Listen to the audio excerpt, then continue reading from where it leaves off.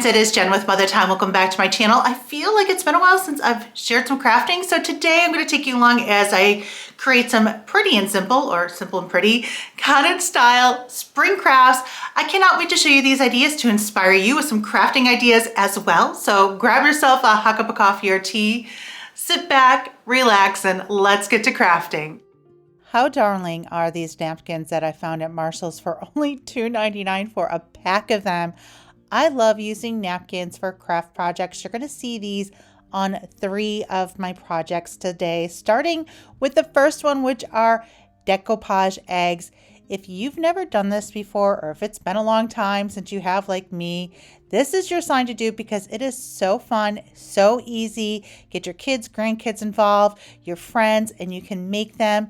So what you're simply going to do is take your napkins, you're going to peel the backing off so you just have the design napkin. I like to tear mine into pieces to give it a very toile look, but you can do whatever you want. I just like to do it that way. Then you're going to take some Mod Podge and just kind of stick it on the egg. You could use larger eggs, smaller eggs. You could use a variety of different napkins, but I just love that toile look that this does. So easy to do. I mean, so easy and so fun to do. I'll be honest with you, it's been probably since my buffalo check days when I was into the black and white buffalo checks since I've made those. So it's been quite a few years since I've made them, and it's just very relaxing to do this project. I was trying to make sure I saw a few of the little bunnies on each of them. You could do a variety of napkins too to have a really custom look, but I was combining these with some speckled eggs that I've had, and it's just so pretty to tuck throughout your home for spring and Easter.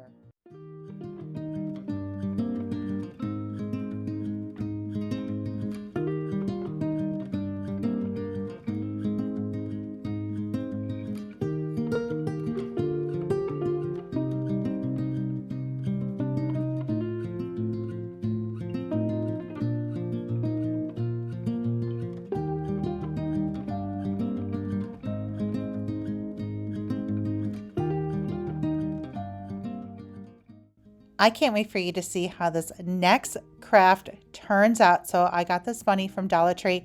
I love getting little things like this from Dollar Tree, especially like the seasonal, and repurposing them. So I am taking everything off the front. Now I could have simply turned it over, and I was about to, and I should have, because that hop was so hard to get off that I actually did cut my finger a little bit. So that's why you see the Band-Aid on my finger. So just be warned if you do that too. Normally those just come right off and everything else came right off, but that hop did not want to come off. And in the midst of it all, I got my finger too, but no worry. So I finally got everything off and I sanded it down so it's nice and smooth. Again, you could even flip it over and use the other side, but you'll see why I wanted just a cleaner edge or cleaner back.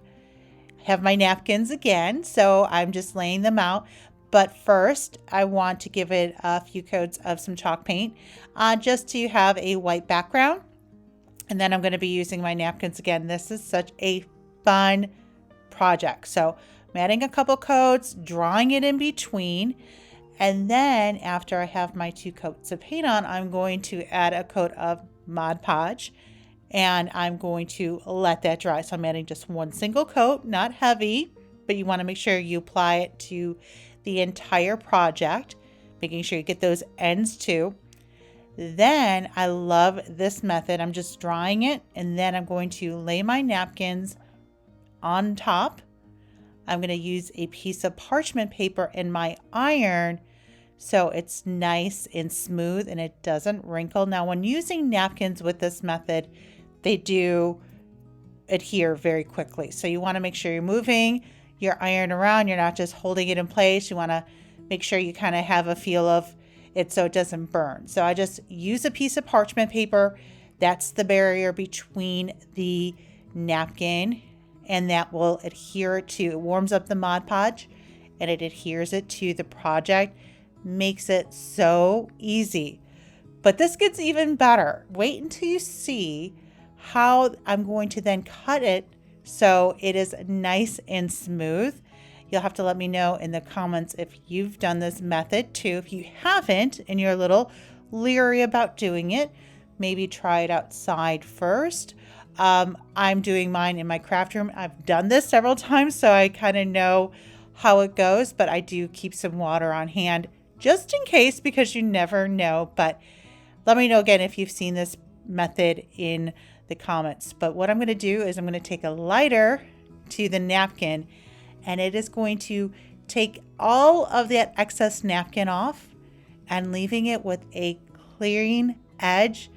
I love doing it, but again, if you're a little worried about doing that, maybe do it outside. I'm doing it in my craft room. I do have some water right next to me, just in case things go wrong, but I've done this several times. I've never had a problem, so I'm just taking my lighter and watch this. This is real time.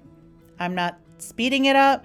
I'm not changing it. You're seeing it from start to finish. I wanted you to see how this goes.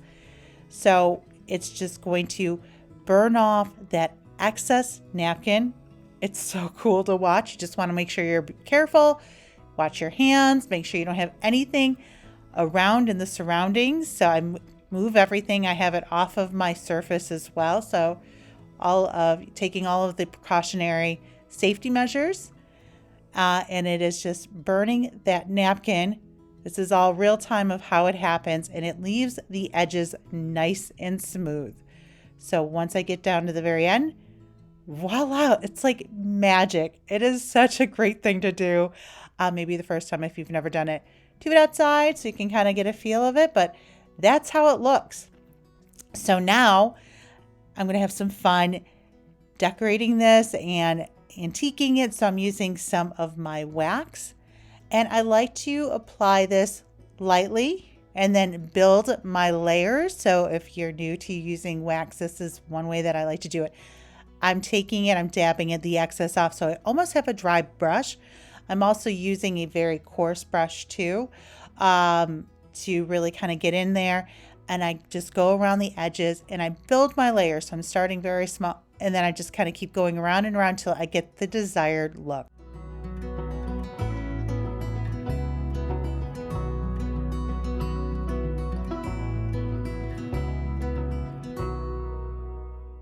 I'll link the brand of wax I use in this video description. If you don't have wax and you still want to create this project with supplies that you have on hand, you could use a dry brush of some brown paint. I also like the folk art antique wax too. That's a nice one. This one is it's my favorite. I've been using it now for a little bit, and I just love the consistency. I love how it builds. And most importantly, I love the way it looks on my projects. I really can tell a difference. But if you have like the folk art antique wax, or even just like a brown paint, you could use that and dry brush that on. Apple Barrel Burnt Umber is a great one from Walmart, but I'll link this that I use. A little goes a long way. It'll last you forever. And again, I just love the way it makes my projects look. Look at how great this looks. I'm just building those layers so you can see from start to finish how I've changed it. Here is the wax that I'm using, so you can get a peek of that too. I get it at Home Depot. I was almost going to say Home Goods. Home Depot. And now, once I get the desired look, because sometimes I need to stop myself because I could keep playing with that wax. It's very relaxing to apply. Now I want to add a bow. So I'm just trying a few different ones that I have with some of the different ribbon, even using some raffia, a few different ribbons, trying to decide. I mean, you really could not go wrong with any of these. But the one that I chose is just a simple drop cloth bow that I made. And then I'm going to also add the little bunny towel that it came with back on. But I love adding little tags, so I had to do that. So this is just a piece of torn craft paper from a roll of craft paper from Dollar Tree. I'm just tearing the edges to give it a torn look. And then I'm just going to stamp the word hop on it, keeping it very simple. I'll link my clickable stamps that I've used these for years in this video description as well. But I'm also going to add a little bit of that wax to the tag too to distress it as well. Then I'll add my stamp. Then I'll hot glue it all to the bunny. I'm also going to add a little bit of dried sweet Annie to this too. I thought after I added everything. I'm like, it needed just one more little something. And I had some dried sweet Annie on hand, and I just love how that looks on that. But wait, this gets even better. Just like this, it looks so cute, doesn't it? But here we go. I have a grapevine wreath. It's something you can easily find at obviously the craft store, or even the thrift store. Very affordable to get these. And I thought, how cute would this be for a wreath? I mean, this bunny is really cute. There's so many ways that you could decorate with this. I love that silhouette, but I thought it would be so cute as a wreath. I ended up hanging this on our garage door. It's our most used door because it's just so cute. I'll show you how it looks. That door is black. I'm going to show it to you on our fireplace, but where I ended up putting it is actually on our door leading out to the garage. So I'm also adding some of that dried sweet Annie too, just for a little bit more texture. I love the way that looks, but don't you love it on this grapevine wreath? I just think it looks so pretty. It's a great way to style this. And then I'm going to show you how that looks also, like I said, on the door too. But this is such a fun project. And again, you could use this bunny in so many different little vignettes, or just like this too. I hope this inspired you to make one of these as well.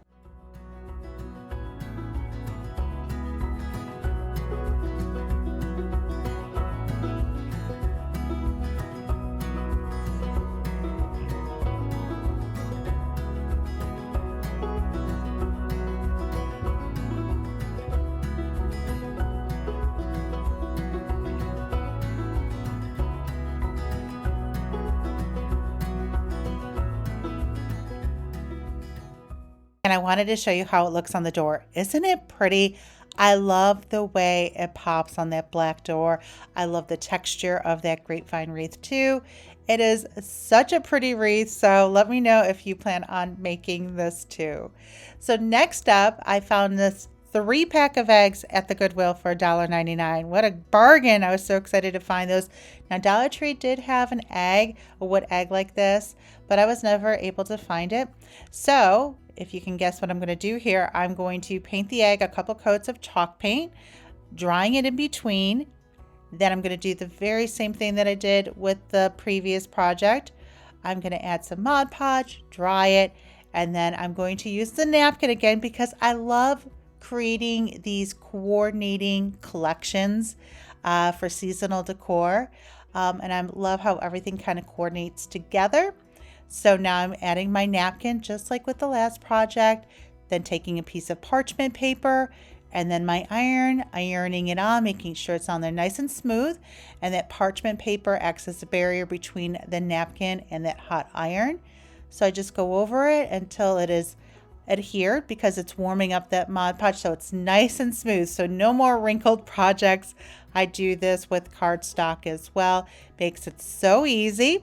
So once it's on there, nice and attached, you can guess what I'm going to do with this one again. Break it out the lighter again, and I'm going to show you again real time how this works. So again, taking it off my surface, moving it from everything, and it's just going around the edges. Do this outside if you feel more comfortable. I have some water on the side, but I've done this inside so many times, so I know how this goes. But if you feel more comfortable, again, take it outside so you're not worried about it. And it just goes around and it takes off all that excess and boom, just like that, nice and smooth. I love doing that. I love doing that. So there's my wax again, and I'm going to do the same thing. I'm going to go around the edge and then I'm going to build my layers until I get the desired look.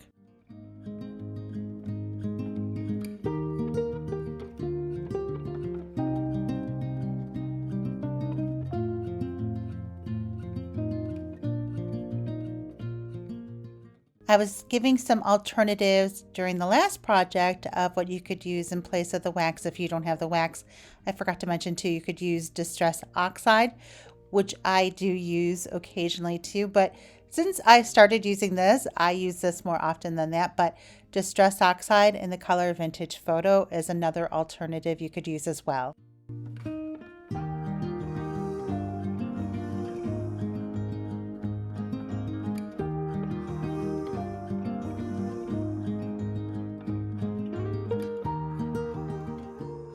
Next, I'm going to hot glue a bunny to the front of the egg, like a silhouette egg. And these were the two that I had. The striped one is from Michael's. This one I've had in my Easter craft stash for a long time. I think it was part of a garland at some point. So I am just adding some hot glue to the back of it and hot gluing it onto the egg like a bunny silhouette egg. I think that's just so cute. Then, because I like everything coordinated, like I mentioned, I'm adding some more of that dried Sweet Annie along with a torn drop cloth bow, hot gluing that on there as well.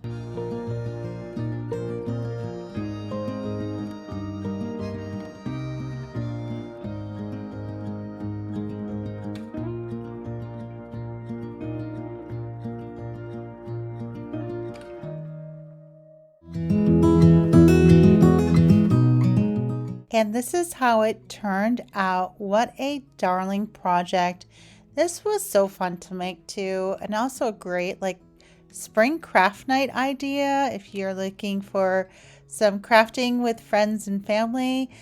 You could get a bunch of supplies and make these. It's so relaxing to make too. Like this was one of those things that I just enjoyed making and crafting. I also wanted to go back to the eggs really quick and show you. I wanted to show you before also adding some of that wax to them. So the left side has the wax and the right side doesn't. So another idea too with the Decoupage Eggs. So next up, I found these frames at Dollar Tree and they're just pretty like this, but wait till you see what I'm going to do with it. So first, I'm going to add a coat of chalk paint. This is Waverly in the color Mineral. So I'm just going to go over it with just a simple coat of paint and dry that. And then I'm going to apply a coat of matte Mod Podge on top. Now I want to make sure I'm kind of going in a similar direction, but I really don't pay that much attention, but it's going to give it a more of a crackled and distressed look for the end result. So you do want to kind of be mindful of the direction you add your Mod Podge. So there is my frame, and I like how that gold's kind of peeking through too. So pretty just like that. So you may want to just stop at that point. That's really pretty. But now I'm adding that Mod Podge like I mentioned, kind of trying to go in the same direction. And I'm going to dry it just a little bit. I still want it a little tacky. I still want it a little wet, but don't want it soaking wet. So I'm drying it a little bit. And while the Mod Podge is still wet, or tacky, I should say, I'm going to add another coat of paint, and I'm now going to use my chalk paint on top, my white chalk paint on top of it. And once that begins to dry, it's going to give it a very cracked, distressed, shabby chic look. I love this frame. Wait till you see how it turns out. It does not look like it came from a Dollar Tree frame.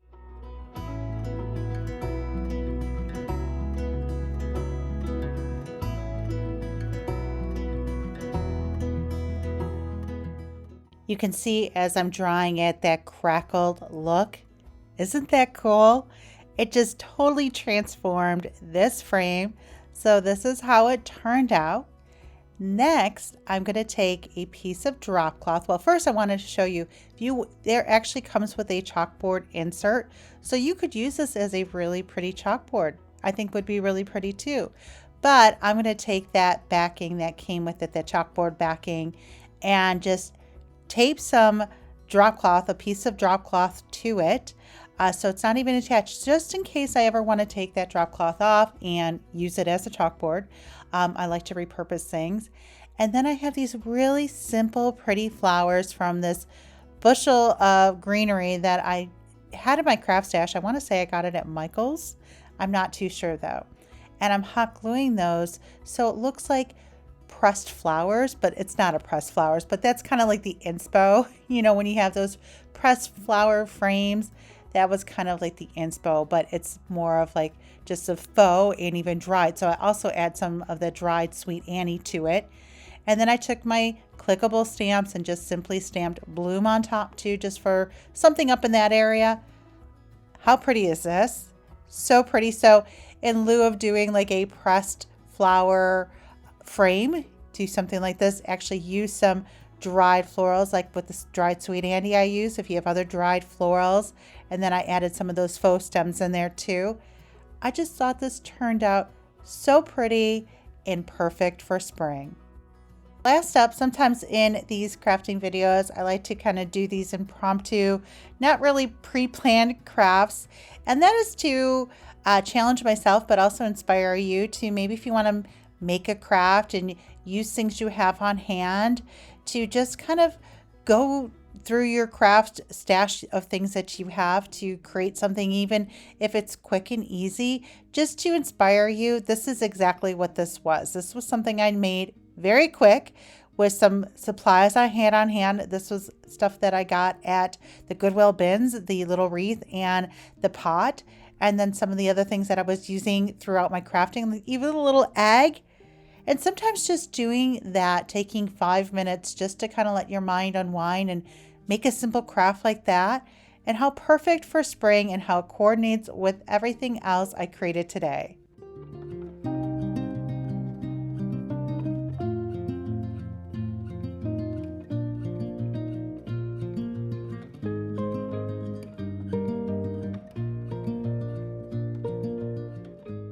Okay guys, that is all for today's video. I hope you enjoyed it. I hope you got some crafting inspo as well. Give this video a big thumbs up if you did, and let me know in the comments which one is your favorite or you're gonna recreate too. I would love to know. You can also follow me on social media at Mother Time. Check out my blog, mothertime.com. And if you've enjoyed this video and you are not subscribed to my channel yet, make sure you click that subscribe button so you never miss a video. Okay, friends, thanks again for hanging out with me here today, and I will see you guys very soon in the next video. Bye, guys.